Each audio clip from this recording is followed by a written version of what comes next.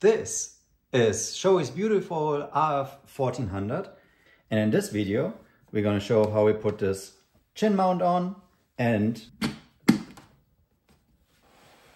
get to mount a GoPro. So if you're into this kind of content, please give it a like, subscribe and enjoy. Alright, welcome back to the channel. This is Armin's hand. You're watching Moto, and excuse me, my hands are still a bit greasy from wrenching in the garage. If you're new to my channel, there's a lot of videos here in the last couple of weeks about working on a Ducati Monster S2R 1000 and doing a part-by-part restoration of that beautiful bike. But anyway, this is the beautiful Shoei RF 1400, and this is a 3D printed chin mount, GoPro mount from RideTech. Now, I had another 3D printed chin mount before. I didn't like the quality and the fit. That was from Chinmount. I think they're based out of New Zealand. And the fit was just not very good on my Shoei X14. This one is made in Canada. You can see, if you look very closely, the little lines of how it was 3D printed. But overall, it looks definitely like a very nice 3D printed piece. It is strong enough, certainly strong enough to hold a GoPro, and it comes with the 3M VHB adhesive tape that is also used by GoPro. So this one goes onto the chin like here. I already checked, it fits really nice and snug.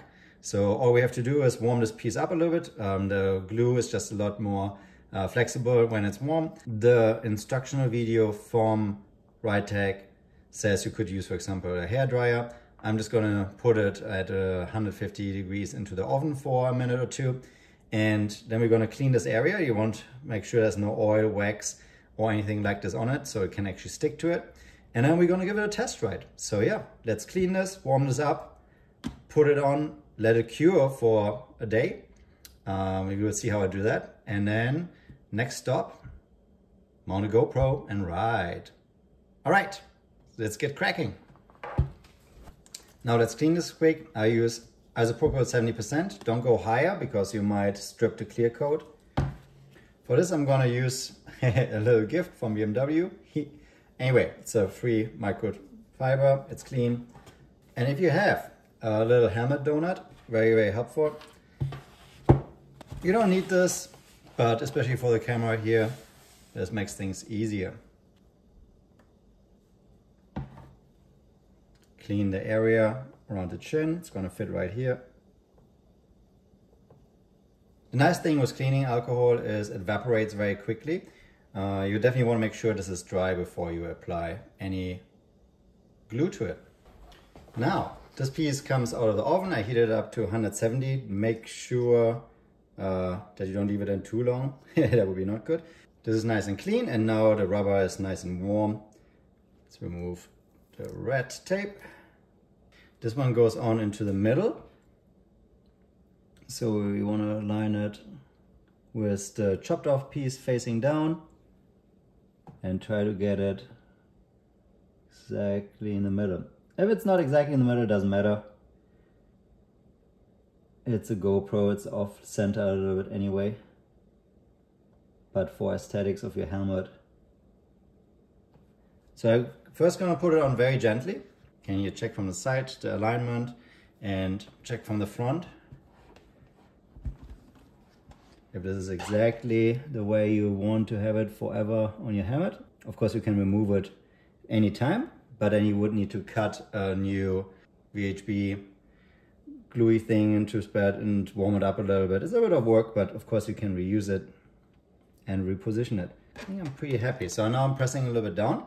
Also, you can see you can still open the vent fully. That's nicely designed. All right, now that I found the right position, what you could do is you could just hold it down really strong for 5 minutes and then let it sit for 24 hours. I'm gonna go one further. I'm gonna clamp it down. Here you can see it's nicely aligned with the shape of the helmet.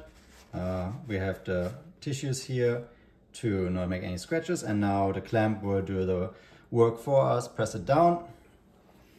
You can check the other side. And you can see also things are really nicely aligned and following the contour of the helmet here. That looks awesome. So now we're gonna just let this sit. Ideally, You let it sit for 24 hours. Yeah, most likely it's gonna not take that much time, but to be safe that your GoPro doesn't fall off, let it sit overnight, and then the next day you can use it. All right, see you in a bit. Bam. Ta-da! And it is the next day. So now for a normal size GoPro like this GoPro 9, I'm using the adapter with the rubber mount.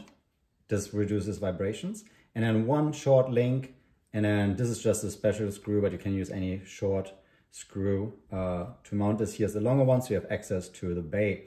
The idea for this one is you just want to mount it like this. And one thing that is always a little bit confusing, and let me open this. This helmet is a pretty aggressive sport helmet. So you really want to level with this top here, meaning that the GoPro should be mounted pretty much like this. So if you lift the helmet, this is how you should ride it, where the vision comes out here and pretty much aligns with this straight line. And so once you have the GoPro aligned with that, you should get pretty good footage. And of course, based from there, you can adjust it lower or higher, depending on what your needs are. I like to have it pretty close to the chin. You could move it and have it hanging upside down.